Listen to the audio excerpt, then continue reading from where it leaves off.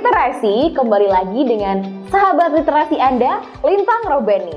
Setelah Anda memahami dan memiliki karakteristik literasi digital, maka tahap selanjutnya adalah memahami literasi teknologi. Perlu Anda ketahui, ternyata literasi teknologi merupakan salah satu konsep baru literasi yang muncul pada abad ke-21 ini.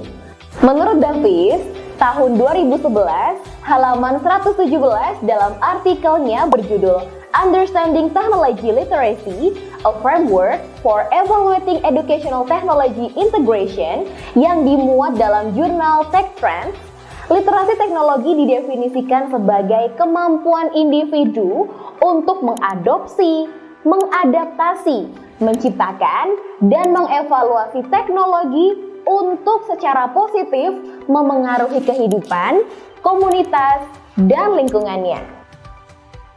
Literasi teknologi juga dapat diartikan sebagai kemampuan seseorang untuk memanfaatkan media baru seperti internet untuk mengakses informasi dari berbagai sumber dan mengomunikasikan informasi dengan pengguna lain di lingkungan seperti rumah, sekolah, tempat kerja secara efektif. Davis juga menyatakan bahwa learners must become aware of the available technology and its basic purpose, the implement and practice it in authentic situations if they are to reach the higher levels of technology literacy.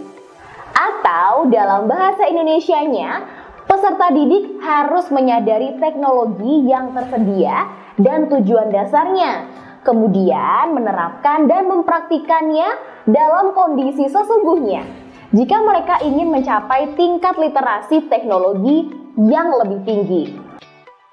Apabila tadi kita telah memahami definisi dari literasi teknologi, selanjutnya kita pahami karakteristik seseorang yang memiliki kemampuan literasi teknologi.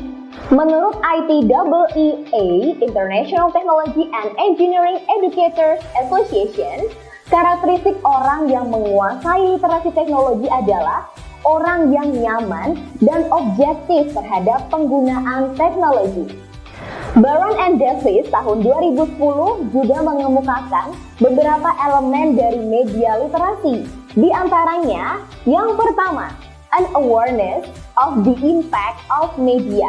Artinya, kesadaran atas dampak media pada individu. Yang kedua, an understanding of the process of mass communication.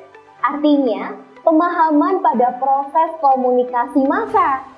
Ketiga, strategies of analyzing and discussing media message.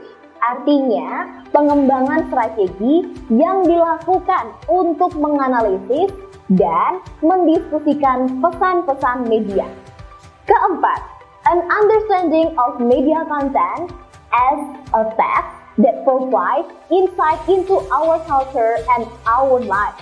Artinya, pemahaman pada konten media sebagai sebuah teks yang memberi wawasan pada kultur dan kehidupan manusia. Kelima, the ability to enjoy, understand, and appreciate media content, yaitu kemampuan untuk menikmati, memahami, dan mengapresiasi konten media. Keenam, an understanding of the ethical and moral obligations of media practitioners, yaitu memahami tuntutan etika dan moral dari para praktisi media. Dan yang terakhir, development of appropriate and effective production skills, yaitu mengembangkan kemampuan-kemampuan produksi secara memadai dan efektif.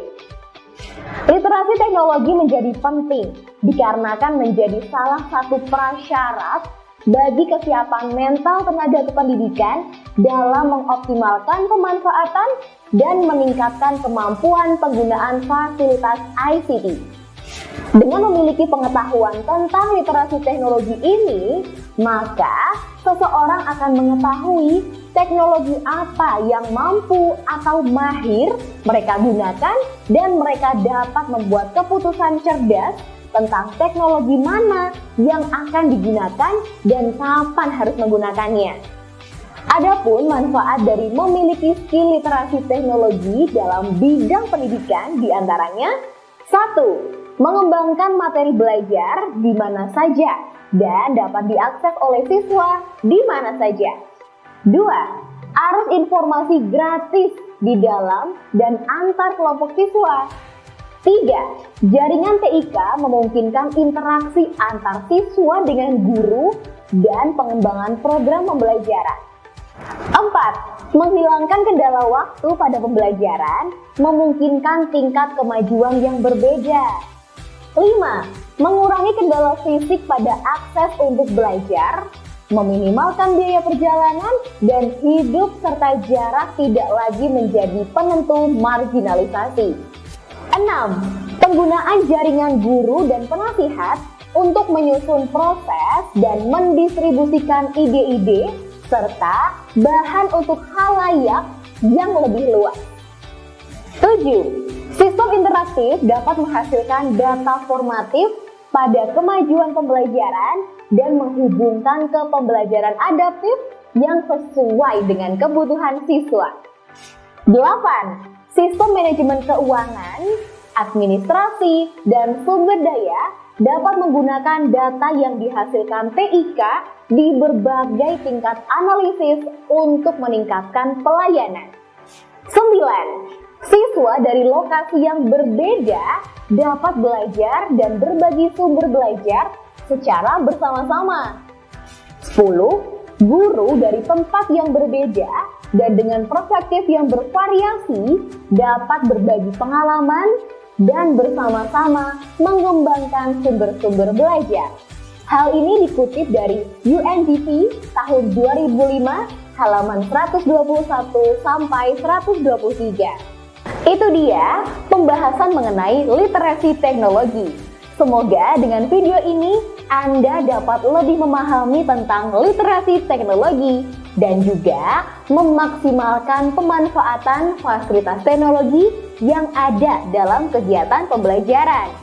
Mari kita lanjut ke video selanjutnya mengenai literasi manusia. Salam literasi!